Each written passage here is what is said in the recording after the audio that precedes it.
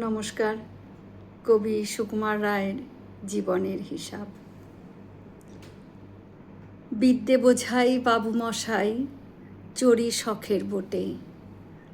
মাঝিরে কন বলতে পারিস সূর্যি কেন ওঠে? চাঁদটা কেন বাড়ে কমে? জোয়ার কেন আসে? বৃদ্ধ মাঝি অবাক হয়ে ফেলফেলিয়ে হাসে। বাবু বলেন, সারা জনম মরলি রে তুই খাটি। জ্ঞান বিনা তোর জীবনটা যে চারি আনাই মাটি। খানিক বাদে কহেন বাবু, বলতো দেখি ভেবে, নদীর ধারা কেমনে আসে পাহাড় হতে নেমে? বলতো কেন লবণ পোড়া সাগর ভরা পানি?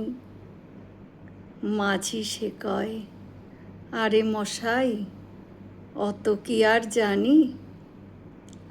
বাবু বলেন, এই বয়সেও জানিস নিও তা কি? জীবনটা তোর নেহাত খেলো, অষ্ট আনাই ফাঁকি। আবার ভেবে কহেন বাবু, বলতো রে বুড়ো, কেন এমন নীল দেখা যায় আকাশের ওই চূড়ো? বলতো দেখি সূর্য চাঁদে গ্রহণ লাগে কেন? বৃদ্ধ বলে, আমায় কেন লজ্জা দিচ্ছেন হেন? বাবু বলেন, বলবো কি আর, বলবো তোরে কি তা? দেখছি এখন জীবনটা তোর 12 আনাই বৃথা। খানিক বাদে ঝড় উঠেছে, ঢেউ উঠেছে ফুলে। বাবু দেখেন নৌকাখানি ডুবলো বুঝি তুলে।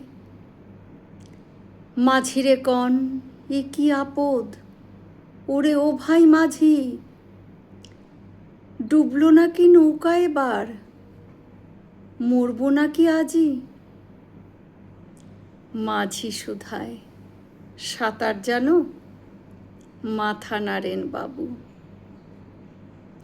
মূর্খ মাঝি বলে, মশাই এখন কেন কাবু? বাঁচলে শেষে আমার কথা হিসেব করো পিছে। তোমার দেখি জীবনখানা 16 আনাই মিছে। নমস্কার।